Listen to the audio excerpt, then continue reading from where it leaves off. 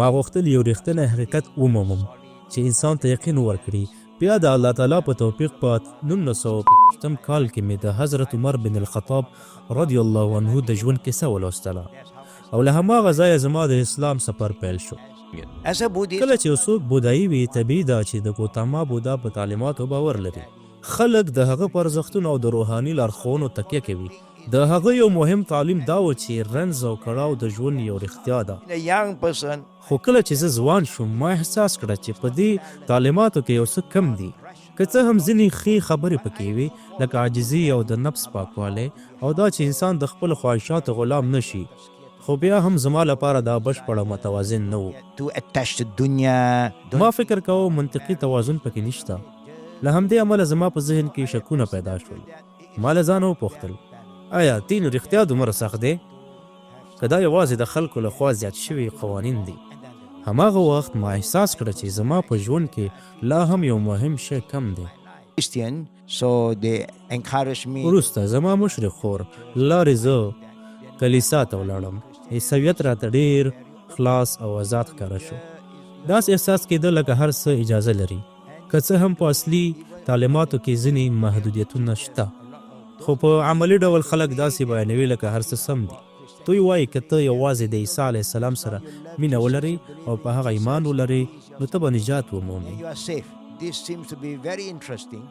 دا خبره زما لپاره جالبه وه، ځکه مخکې مې ډېر بندیزونه لیدلي وو او اوس هر څه د ازادۍ په شان ښکارېدل. الحمدلله، مهمه خبره دا ده چې انسان د حق بشپړ حقیقت وپېژني، نه نیم حقیقت. کله چې ما عیسویت په اړه ژوره څېړنه پیل کړه، ما د تسلیت په اړه پوښتنې وکړې.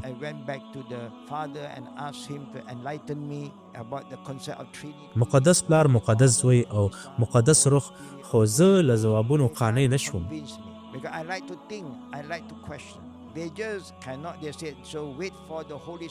هغوی راته وویل د روح القدس انتظار وکړه، هغه به دا هر څه تشریح کړي.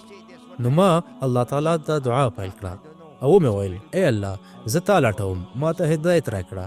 وروسته مې یوازې دا وویل، ای خدایه، ته پوهېږې چې زه تا لټوم. هماغه وخت زما په زړه کې د قرآن لوستل شوق پیدا شو. ما غوښتل پوه شم چې مسلمانان په څه باور لري. وروسته مې د حضرت عمر بن الخطاب رضی الله عنه د ژوند کیسه ولوستله. هغه چې مخکې د اسلام سخت مخالف و او غوښتل یې چې رسول الله صلی الله علیه وسلم ووژني، خو د قرآن د ایتونو په اورېدلو بدل شو، مسلمان شو او د رسول الله صلی الله علیه وسلم له سترو ملګرو څخه شو. دا خبره زما لپاره ډېره اغېزمنه وه. وروسته مې ولیدل چې اسلام یو ډېر عملي او متوازن دین دی. په اسلام کې د کولو او نه کولو ترمنځ توازن شته، خو بې ضرورته بندیزونه پکې نشته.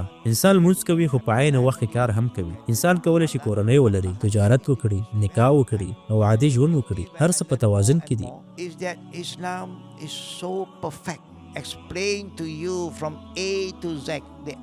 د اسلام ښکلا دا ده چې د ژوند هر اړخ روښانه شوی دی. ته اړ نه یې چې خپله نوې لاره جوړه کړي، بلکې یوازې د لارښوونې پیروي کوي. څنګه وخوري، څنګه واغوندې، څنګه خبرې وکړئ او څنګه ژوند وکړو. دا ټول په تفصیل سره بیان شوي دي. ما دا ډول بشپړ نظام په بل هیڅ دین کې نه دی لیدلی. دا یوازې نظریه نه ده. رسول الله صلی الله علیه وسلم موږ ته دا هر څه په عملي ډول راښودلي دي. کله چې مې نور تحقیق وکړ، ما دا هم ولیدل چې قرآن د الله هغه کتاب دی چې هیڅ بدلون پکې نه دی راغلی، نه ککړ شوی او نه تحریف شوی.